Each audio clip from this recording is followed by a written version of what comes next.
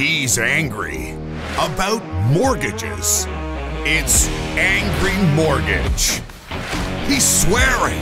He's cursing loud. He's old. He's opinionated. And he's been doing this so damn long.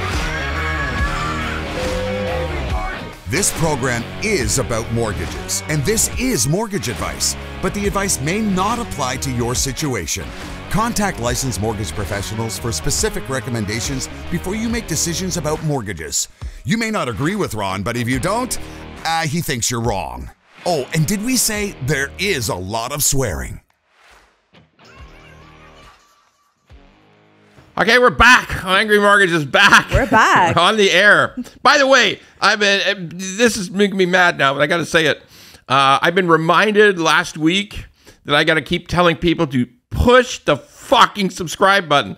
Like, now, then some smartass says, well, you know, Ron, if I'm already subscribed, if I push it again, then I'm unsubscribing. Like, shut the fuck up about that, okay? No shit. Yeah, that's fucking stupid. Just, we're asking you if you'd like the show to subscribe. It's that simple. Very simple. Press the button, whether you're at Spotify, Apple Pod, wherever you are. Wherever you hear your podcast YouTube, from, wherever the hell you hear it from. Do it.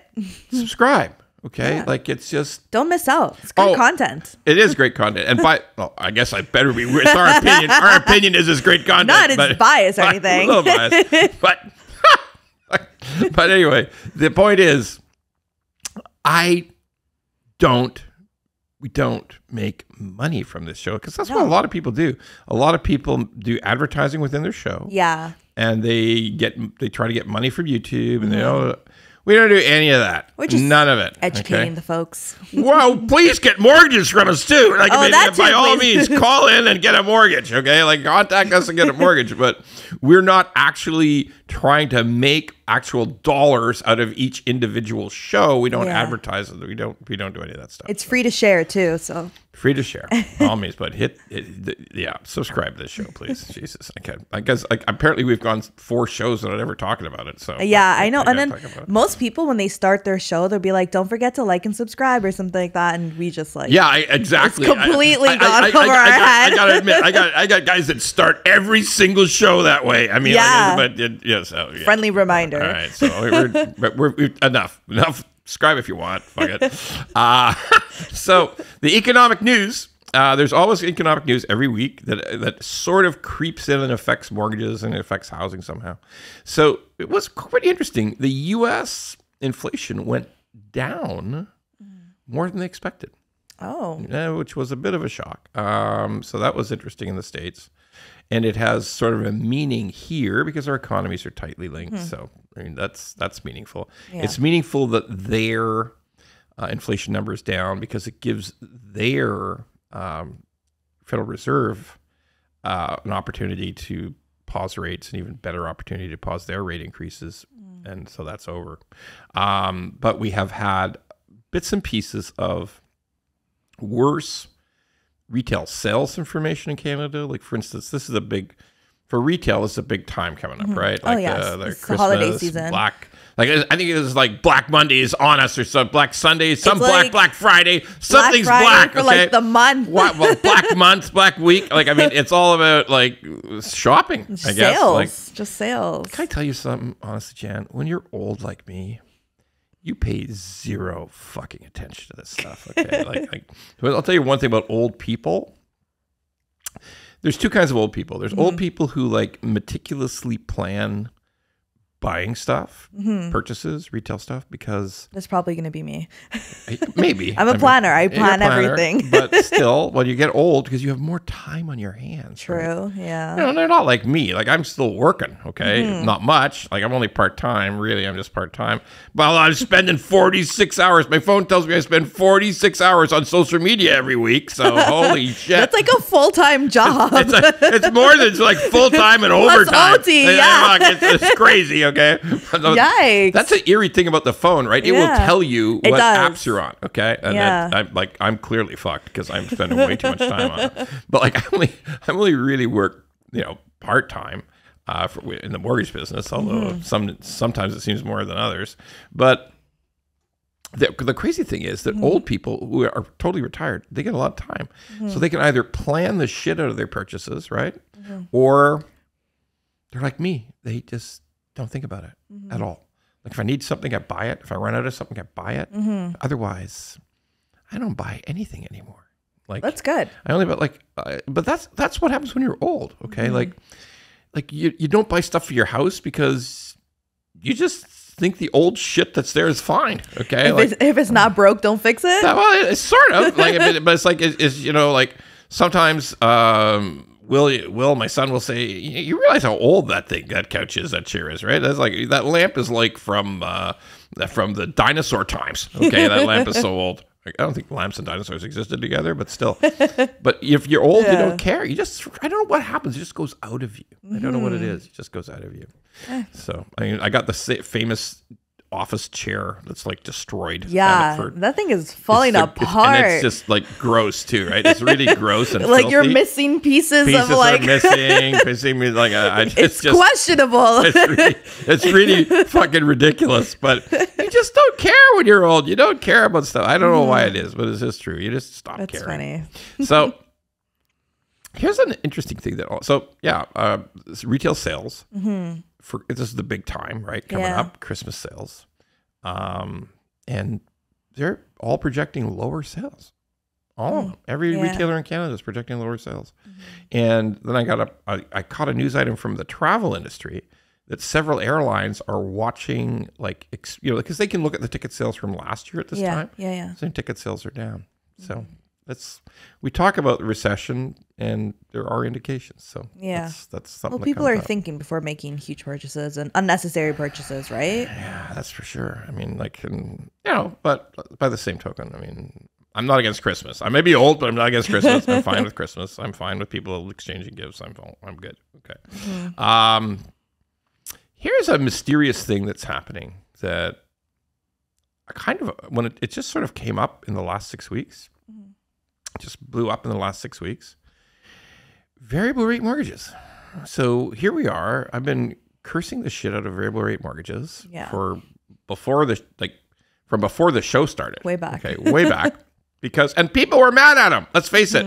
If you got a variable rate mortgage in 2021, you started at 1.45 and you've gone to like 6.45. So you are pissed. You are pissed. So two things happen. Either you got the variable where the payment doesn't change, in which case your mortgage may be growing. Yeah, you're probably just paying interest. or maybe the interest, because the interest could be eating up your whole payment and more. The mortgage actually grows. Like that's a disaster. And for the people who had products where the payment would change every time the Bank of Canada raised their rates, well, this has been fucking crazy, right? Yeah. It's gone from 1.45 to 6. Holy shit. I mean, I don't think anybody projected it would get that high. Nobody. But the risks you're getting into when you do variable. Yeah, the word says it all. It's variable. Yeah. So things could change. It's gonna vary. And traditionally, so just to be clear, if you look back to when variable mortgages were invented about 50 years ago, 45, 50 years ago. Yeah, 40. Okay. Long time still.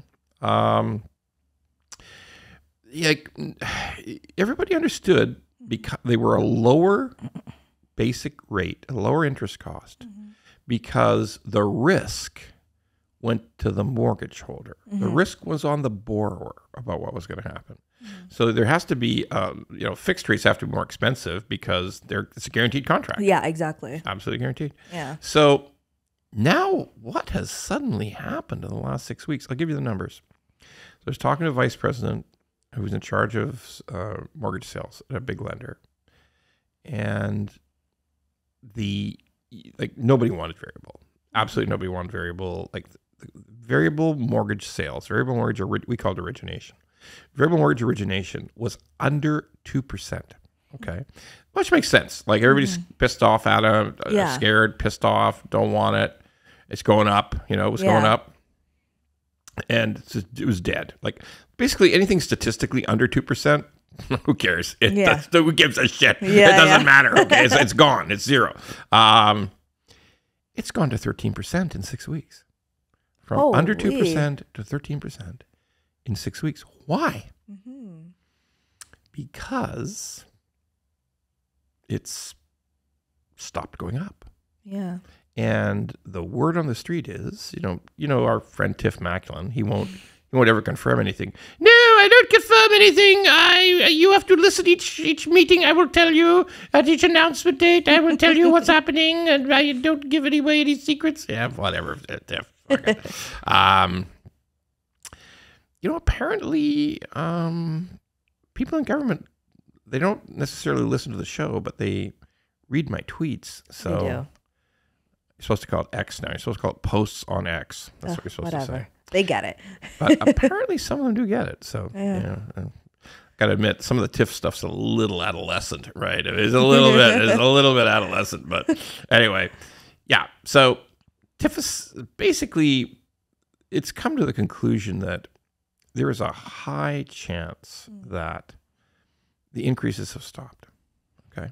The increases have stopped. So if that's true, all of a sudden people start thinking, well, if the increases have stopped, when do the cuts happen? Yeah. Because, once the stop, after the stop comes the cuts. All right.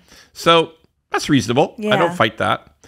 I didn't realize that it would be as enormously thought out in the world. Okay.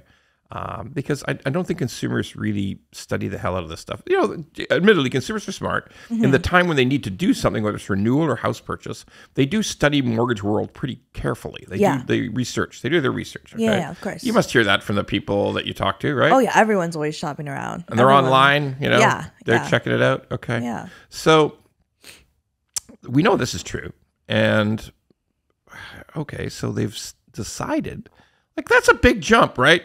Under 2%, 13%, 550% increase in 6 weeks. Okay. It's huge because for the longest time, everybody's been always calling and saying, yeah, I want to switch my variable to a fixed. Right. Okay. All of a sudden now, yeah, people are looking at a new transaction. Hey, I'm going to get a variable. So what it is, and I got to admit, some of this is from, all right, I'll give out a trade secret now. I'll give out an inside mortgage secret. Insider scoop. And there's going to be all the mortgage brokers listening right now are going to be saying, and all the bank reps, the bank mortgage reps, they're on commission too.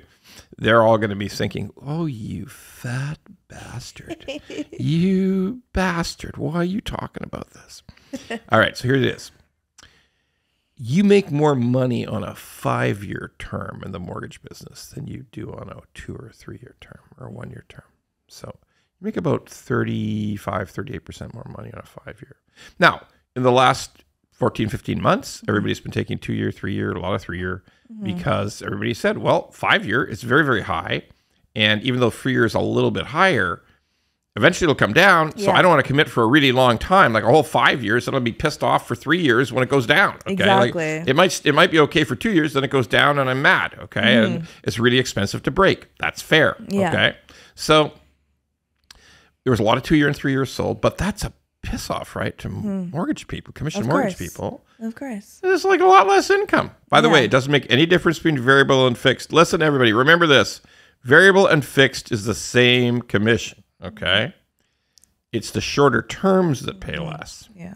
So now we've got mortgage brokers. I've seen one. I actually saw a presentation made up by a mortgage broker where he said, I shouldn't say he, but it was a he, but still. He said that he showed a chart and he said, okay, let's assume the cuts start in April. Fucking April? I don't know it's going to be April. Jesus, that's pretty fucking ambitious for the cuts, right? Yeah, I'm not getting that. He said the cuts start in April and they're going to cut 1.5% for the whole year.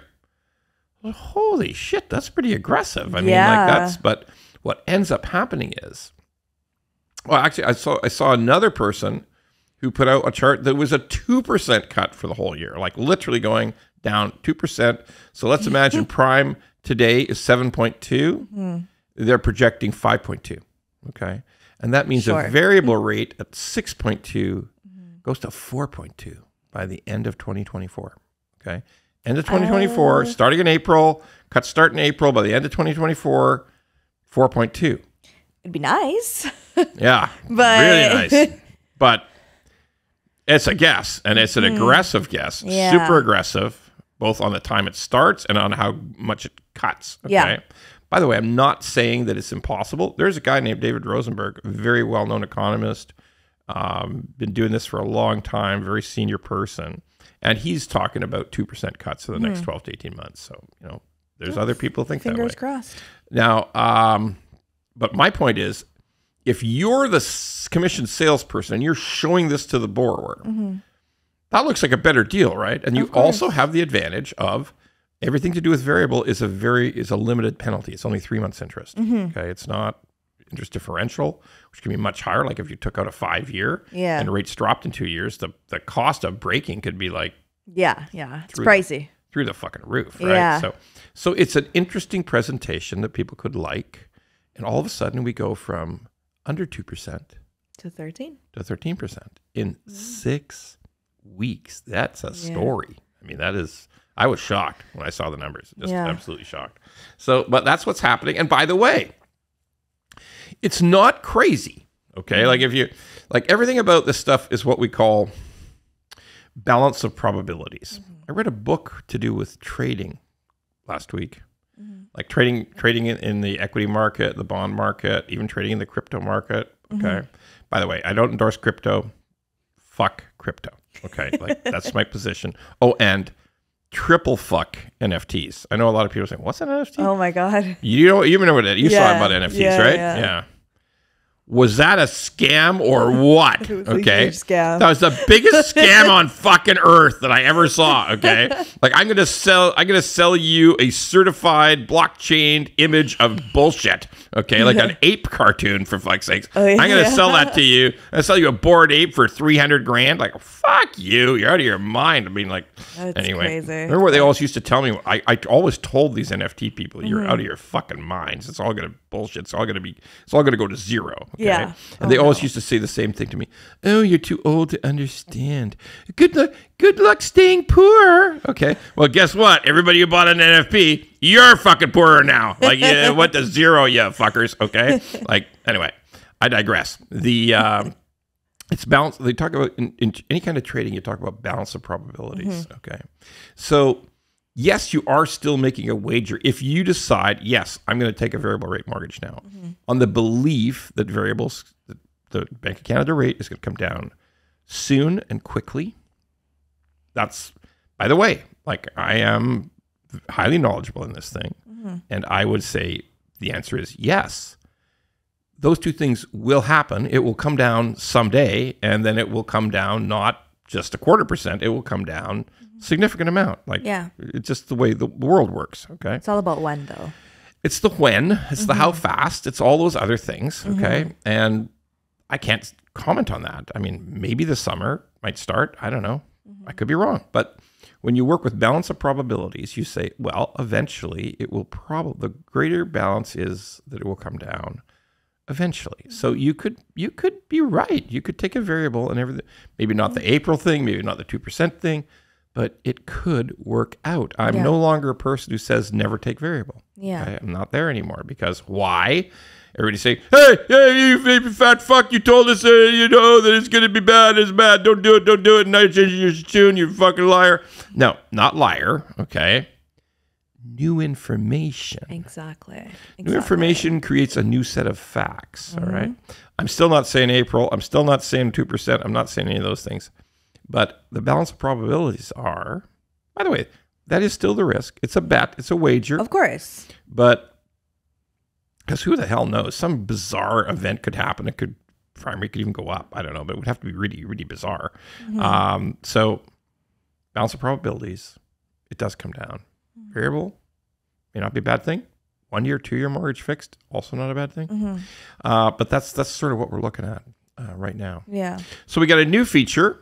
Well, it's sort of a revised. We started doing it, and then we got a new feature. Yeah, we got the subscriber. Remember I said subscriber. You notice I said subscriber, not reader, not viewer, not listener. I said subscriber mail. We'll only take it if you're a subscriber. You got to be a subscriber. We'll take your questions. But we get questions. We get comments. We get questions in the feedback. Yeah. We get lots of them on YouTube, tons. Okay. So we're going to do that. If you have a question, You're going to get on the air. It's not going to be random. I'm not going to pull them out of a hat, okay? Not random. I decide what's good. It's my show. Fuck it. I decide if it's any good, if the question's any good. I pick the questions, okay? So we got a couple of questions. Go ahead, Jan. Yes. So one subscriber says, I want to plan to buy a house, but it could take a year or more. What stuff can I do, or what other things other than saving as much as I can? So they're basically trying to buy a house. Other than saving, starting the thought process. What can they do? Okay. Yeah. So, yeah, by the way, that's a great question. And, of course, the real horror show is the savings. You got to have the down payment. Yeah. Because basically in most markets, it starts at 5%, maybe needs 20. So that's a lot of cash with the prices we have in Canada. Prices are batshit crazy here. But what other pre-planning can you do besides save money? Yeah. Okay. The thing to worry about is what we call debt ratios. So I'm going to come back to that in a minute. But the reality is that debt ratios, car loans are a disaster. Okay. So if I would say anything, if you got a year or 18 months to plan not to have a car loan if it's possible. So if you got a car loan now or you got a car lease, the perfect way to maximize how much mortgage you can get is to get rid of those car loans. I would say, if you talk to every mortgage broker and bank rep in Canada, they'd say, yeah, a big car loan is just destructive to qualify. How about like student loans? Yeah, you can't get out of them though, right? You could pay them down. Sometimes you've got a kind of student loan where the bank will allow you to sort of manage that. And sometimes the bank insists on using a bigger amount because a lot of student loans are programmed to start small and grow. Okay. The payments, that is. Once you're out of school, the student loan's frozen, but the payments can vary. So yeah, student loans, also think about that. Okay. Like big consumer loans can block you from getting the mortgage you want. Yeah. That's true. And so car loans are one of the biggest, followed by student loans. Yeah. It's funny, credit cards, most people, credit card debt's real, but when we look at it, it's often not as bad as it could be. Don't get me wrong, there's some disasters, but it's not that bad. But a car loan today, we've seen like the price of cars is through the roof, right? They are. And the interest rate's gone crazy. They are. So yeah, it's expensive. So that would be if you have 12 or 18 months and you want to qualify for as much mortgage as possible, then you got to think about those things. Just start bringing down your debt. As long as it keeps saving, and also think about a way to get rid of the car loan. That's the two things that I would do. Keep saving. And of course, everybody out there is saying, who are in this position, are saying, how the fuck can we do that? We're going to save and pay off the car loan? I mean, look, I just give the advice. I can't, I just got to give you the reality. But I mean, can't fix your problems. We'll tell you how to. Exactly. But yes, I agree. It's a bitch. Pay a car loan off and also save. Yeah, not easy. I agree completely. Not in this economy, for sure. Yeah. All right, next question. My mom and dad have asked about reverse mortgages. Is it a good idea or a bad idea? What do I need to know? Okay, so let's address that. Because here's something that a study just came out that people are staying in their homes longer than ever before. Like it's amazing. People will, if you're 65 already, if you reached age 65, then your life expectancy is 85. Okay, it's wild. Okay, and many people today want to stay in their homes for as long as they possibly can. Of course, yeah. So sometimes the money runs out because a lot of people don't have big pensions anymore. They just have the government pension and they have their RSPs. And sometimes the money can run out, but you still have, if you bought a house 25, 30 years ago, it's gone up in price fantastically. Huge. It's huge. It's might have gone up 10 times. Okay. Yeah. So to tap into that, if you have no mortgage, to tap into that is a reverse mortgage. It's a really simple concept, is that they give you money. So instead of you getting a mortgage and you making a payment, they give you the money, but there's no payment. So how the fuck does that work, right? It's basically like releasing equity from your house? Yeah. It's sometimes called an equity release, which that was what they called in Britain. They don't call it reverse mortgage at all. They call it equity release, which I always thought was a lousy name because it sort of reminded me of like at a massage parlor, there's a release, right? So I thought to myself, that's a horrible name, the equity release. That's got a lot of bad connotations to it. Oh my God. My God. Yes, my God. And of course, everybody out there is saying, what's wrong with you? Only you would bring it there. You would only go there with that. Like, what's going on here? But yeah, I wasn't crazy about the equity release name, but But so I stick with reverse mortgage. Yeah. So why do we call it reverse mortgage? Because instead of you making payments, the payments get added to the mortgage. So when you get this money, and let's just keep it simple. Your house is worth $1 million. And that's not hard today to be a house being worth $1 million. You have no mortgage. Yeah. And you say, well, how much money can I get? Well, I'll keep it really simple. You can get $500,000. Just hand it to you. Here's $500,000. Go invest it, make some money on it, and then you can live on the proceeds. Okay. It's like, that's reasonable. Yeah. But you don't make any mortgage payment. You know what's interesting about it? There's no tax.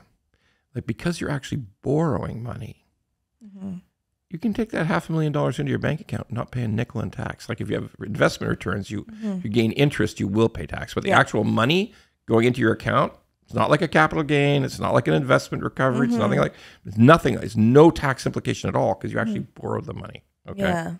That's a benefit, right? Yeah. People don't want to pay tax. For sure. So you look at, you got $500,000. Now the payments start growing, and they grow on a compounding basis. They compound every 6 months. And so they're going to go up fast because the rates aren't low. The rates are in the sevens, high sevens and stuff. Yeah. But if the rate, if it comes down, the rate can come down. If like all rates are high right now. But it's going to be higher than your average. It's going to be higher than your average rate by at least 1% or 1.5%. Yeah. So it will grow, and it will grow fairly rapidly. The thing is, you can never be put out of your house. Never. So you have to live there. As long as you pay the property taxes, keep the house insurance going, you can have that. It can renew, and you could change rates up or down, but they can never ask you for the money back. That's part of the rules of it. Okay. So you don't have to worry. You'll never lose your house. You'll never be out of your house. Okay. So is it a good thing? Yeah. I mean, if that's your biggest asset is your house, you've exhausted all your other savings and pensions, and you don't feel comfortable getting by, take that money out. Because my thought is always, who cares about inheritance? Like, die broke. Okay. Like, seriously, die broke. Yeah. I mean, like, honestly, sure, you're not going to have an inheritance for your kids. And a lot of people really worry about that. But I say, don't worry about that. Kids are fine. You made your own way in the world. They can make their own way in the world. So exactly. Let me tell you, the one danger of reverse mortgage is don't give the money to your kids. Okay? Yeah. Like, don't. If they ask you, hey, mom and dad, how about a down payment? Help me with a down payment. You got to get I got an idea. How about get a reverse mortgage? Just say no. Okay. But if you need the money for yourself. Yeah, I don't mind it. It's fine. I mean, it's an asset. You're turning an asset into a kind of tax-free money. Yes, there's interest on it, but it's kind of tax-free money. So I'm not mad at reverse mortgages. We do sell reverse mortgages. So I'm not mad at them, but we're careful. Like, if the kid comes to us and says, yeah, I think mom and dad need a reverse mortgage, we'll normally say, nah, forget it. Okay. Yeah. You get mom and dad to call us. Don't you call us about your mom and dad getting a reverse mortgage so you can make money, get the money from them. So, but if people call and just say, yeah, I've been thinking about it. What's the story? We're happy to help. So that's how that works. Yeah. Are house prices continuing to fall? I think so, right? They are. Yeah, they are, right? Yeah. They are, and I think they're crashing. No, I don't think they're crashing. Are they crashing? Think so? Do you think they're crashing? I think they're like, what's like past 10% is crash, right? I think they're much lower than that. It's all very regional, right? I mean, I'm sure we could find some poor person out in North Oshawa or in Agassiz, BC or somewhere, somewhere somebody's taken a real big hit. You're right. But, I'm not sure that I'd say the word crash. Crash actually is normally past 25%. Okay. That's the technical term. So, I think prices are falling. When they're stabilizing. I think they're still just sort of grinding down. Okay. I think they're grinding down and they continue to grind down. So, what does that mean? That means, we haven't seen a rate cut yet. We've seen a tiny drop in fixed rates. Finally, just last week, a couple banks announced tiny changes, like 10 basis points. Again, basis points, 0.1%. So that's not even 0.25% down. So 10, 15 basis points, not very big change. Okay, that's not a huge change at all.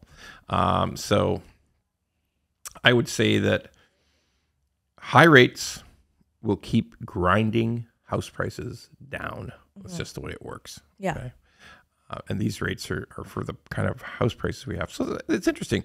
I have friends in the real estate business, people I respect, and they see that what's happening now is people are listing their homes and giving up. You know, they're not getting the price they thought they would get, and they say, well, take it off the market, we'll wait till the spring. Which means they're really betting on a drastic change in the spring, right? Okay, spring is a normal, better time to sell. Yeah. Sure, okay. But if the rates are still high, I don't know how much better it's going to be. Okay, so that's open to we're gonna find out. It's a risk. It's yeah. I mean, certainly we're not seeing any signs of prices going up. That's for sure. They're not going up. Okay. We get a certain amount of people who wonder, is it getting harder to get a mortgage? Okay. Like, because here's what we hear. And this goes with something else. This goes with the idea that, will banks get in trouble?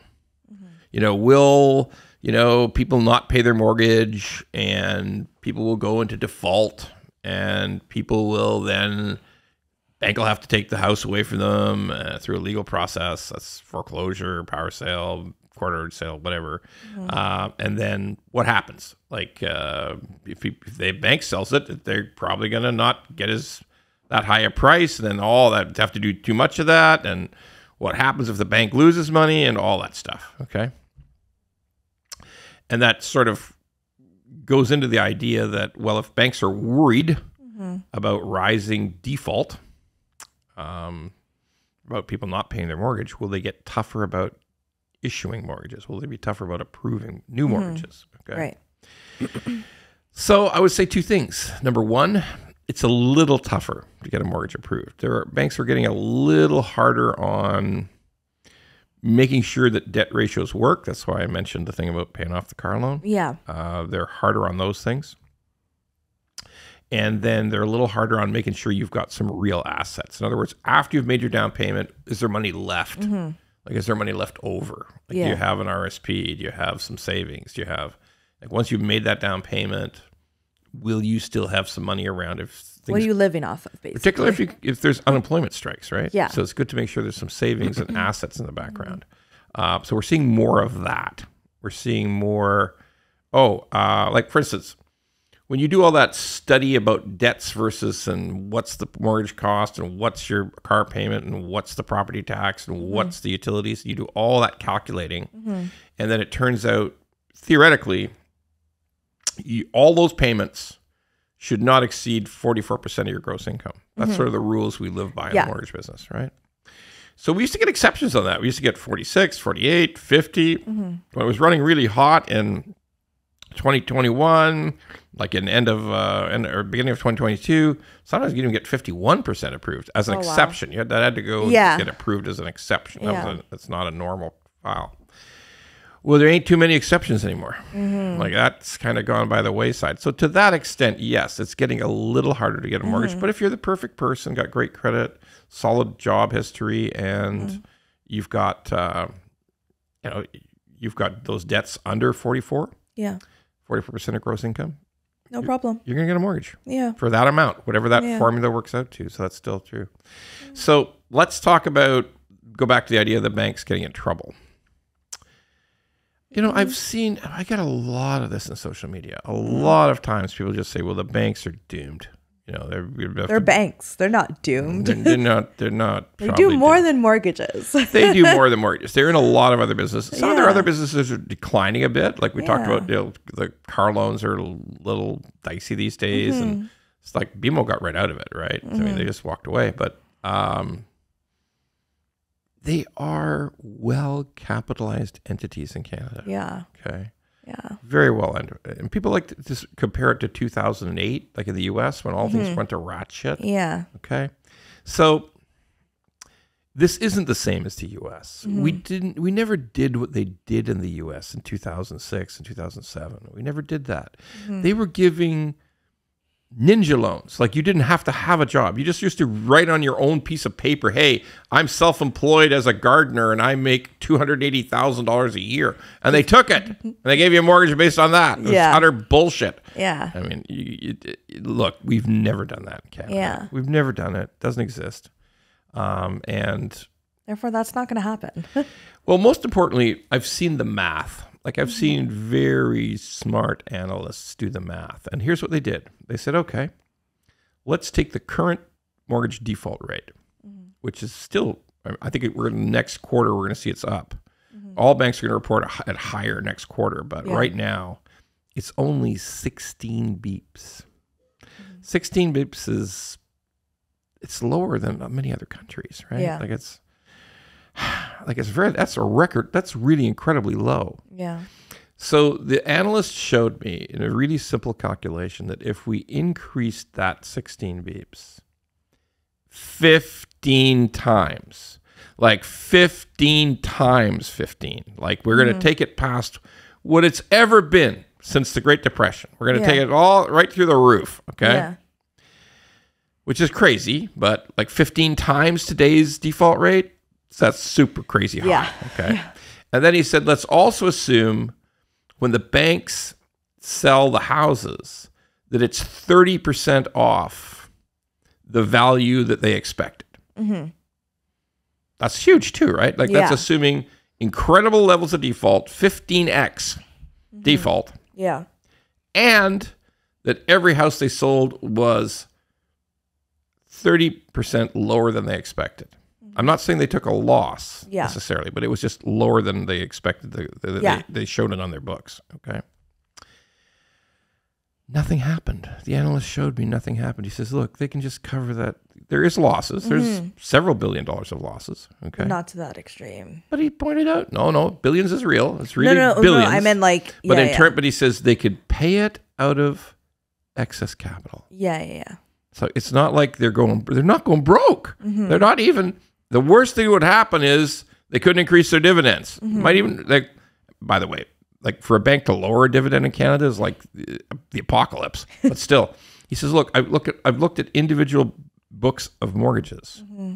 I've applied this quickie stress test to it, and no, they're fine. They can cover it. It's not the end of the world. So I say to all those people, I say to everybody, like it's not going to be great. If there's going to be more defaults. There's going to be more money set aside, more capital set aside for credit losses. Loan loss provisions are going to grow. Absolutely, they are. Yeah. But everybody who thinks it's the end of the world next year, it's not. It's not the end of the world. It's not. Could be very uncomfortable and a very tough time for a lot of people. For sure. But the banks collapsing, this is not one of those things we should worry about. It really isn't. Okay.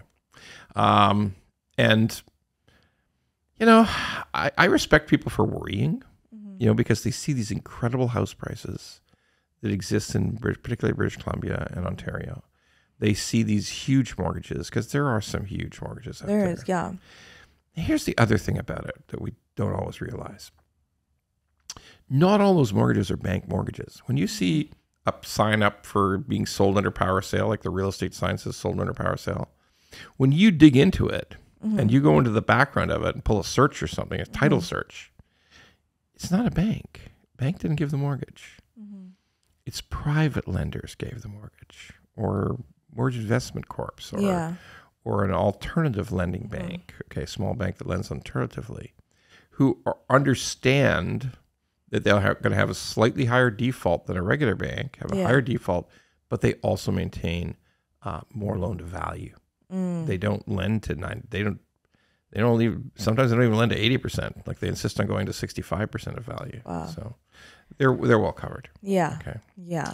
So I would say that to everyone. I mean, yes, you observe it, you monitor it, but everybody who believes that the Canadian banks are going to go out of business in a recession because of mortgages, highly doubt it. I've seen the math. Like I've seen serious math done by outside analysts, smart people, and that's not really going to happen. So, all right, which brings us to our favorite part of the program. What the actual fuck? What the actual fuck is going on with government spending in Canada? Like you told me one, just like you told me one the other day. Yeah, it was municipal. So it was the city of Toronto spent about nearly like $34,000 in the past 3 years just on branding, like safe crack pipes and like heroin kits. Wait a second. Hold on a second. Like they're like with what, like a city logo they're putting on this thing? It's like a sticker that says the city of Toronto with a phone number on the bags. Yeah. 34,000? In the past like 3 years. Yeah. Like you would think that the people who are picking up their crack at the safe sites, they don't care. I don't think they're worried about where it came from, who's providing them. Yeah. I don't think they care about the advertising. No. Just give me my crack. Okay? Yeah, like, no, literally. Jesus Christ almighty.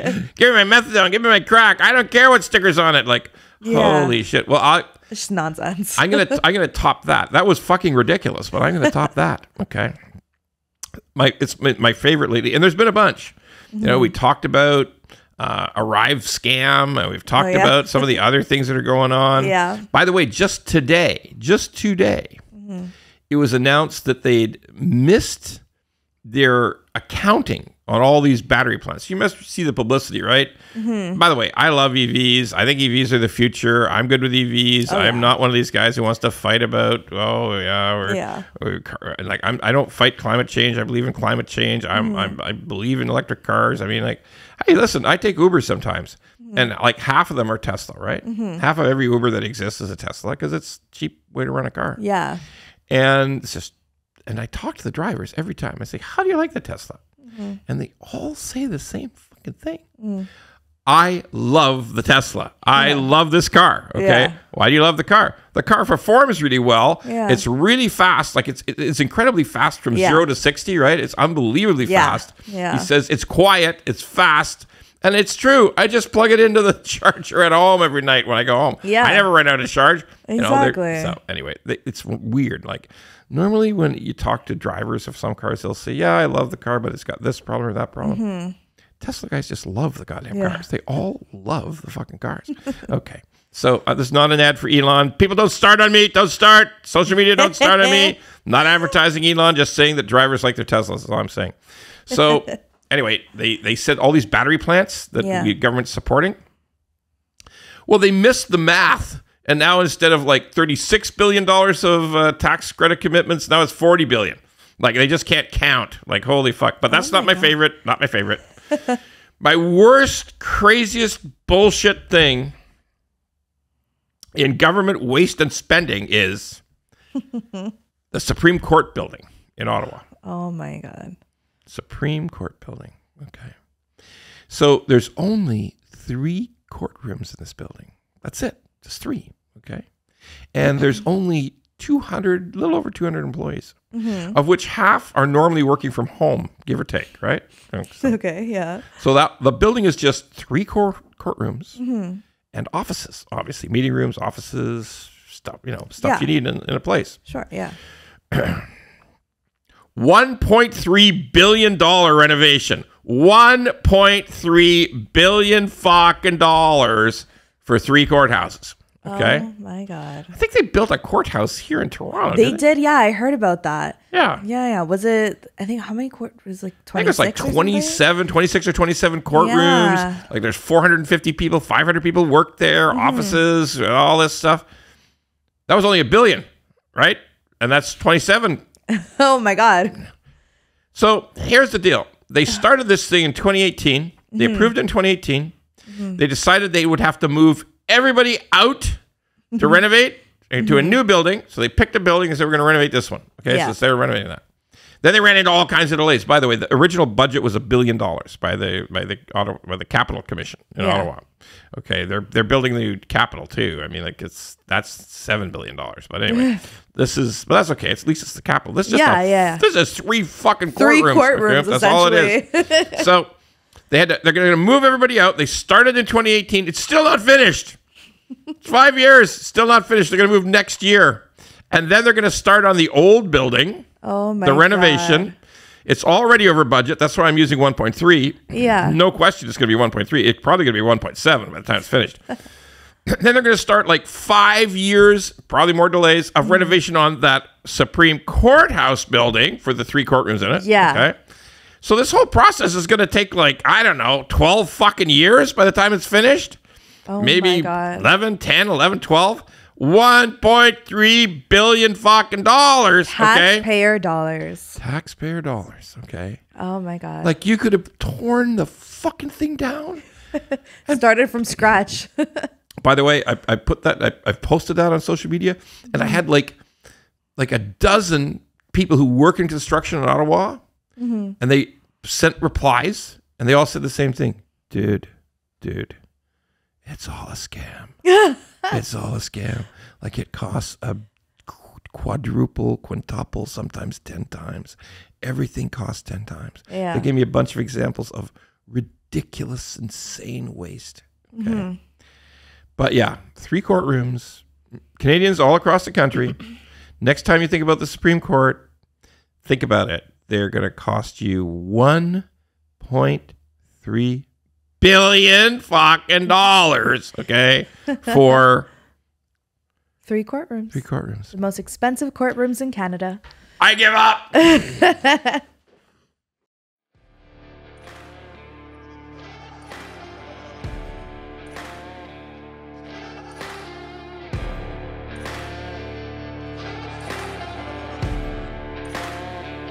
If you like the pod, well, don't just sit there. Go to YouTube, Apple, Spotify, and all the other ones and like the pod. And don't forget to subscribe so we can keep being angry at mortgages and swearing about mortgages. Angry Mortgage could use your support.